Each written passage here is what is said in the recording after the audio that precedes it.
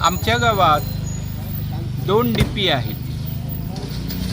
एका डीपीवरून सर्व कनेक्शन आमच्याच गावातील वीज ग्राहकांना देण्यात आलेली आहे. मात्र दुसऱ्या डीपीवरून ट्रान्सफॉर्मरवरून अर्धीच कनेक्शन आमच्या वीज ग्राहकांना देण्यात आली आहेत आणि अर्धी कनेक्शन दुसऱ्या गावच्या वीज ग्राहकांना देण्यात आलेले आहे. हा आमच्या गावावर झालेला अन्याय. ह्या अन्यायाबद्दल आम्ही मागील 12 वर्षापासून एक पाठपुरावा करत आलेलो आहे. परंतु इथले जे काय असिस्टंट इंजिनियर आहेत त्यांनी आमच्या गावाकडे पूर्णतः दुर्लक्ष केलेलं आहे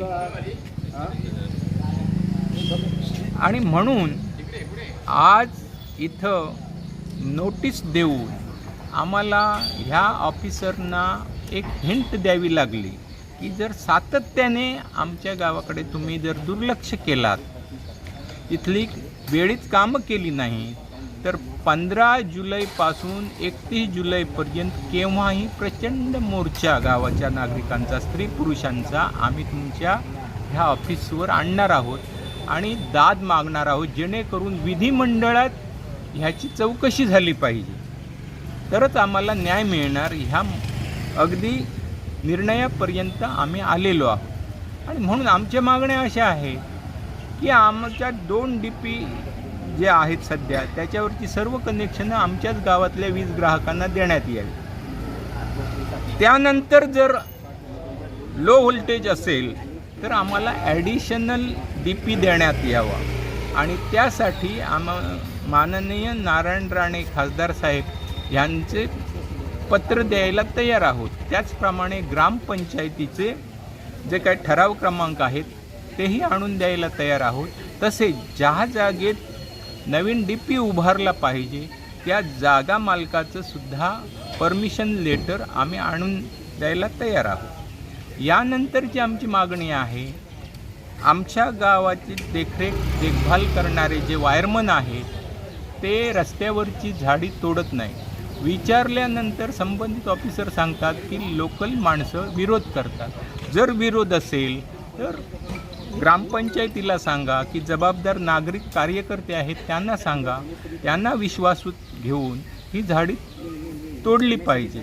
नाहीतर दर दिवशी आमच्या लाईट्स जातात. ह्याचा साकल्याने विचार करून ही सर्व झाडी तोडण्यात यावी. एक ॲडिशनल डीपी बसवण्यात यावा.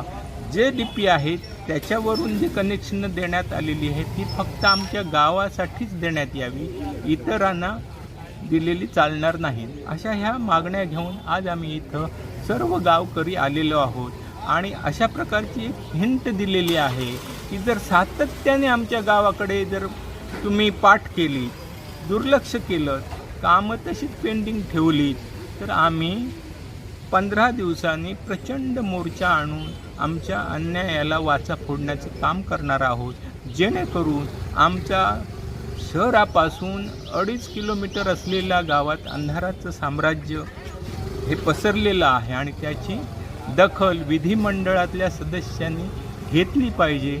हा आमचा पुढचा बेत आहे. म्हणून 15 जुलैपासून 31 जुलैपर्यंत आम्ही केव्हाही प्रचंड जन आंदोलनाद्वारे आमचा असंतोष नोंदवणार आहोत. ही हिंट देण्यासाठी आज आम्ही असिस्टंट इंजिनियर मालवण MSEB यांच्या कार्यालयात आलेलो होतो. तशा प्रकारचं निवेदन आम्ही दिलेलं आहे.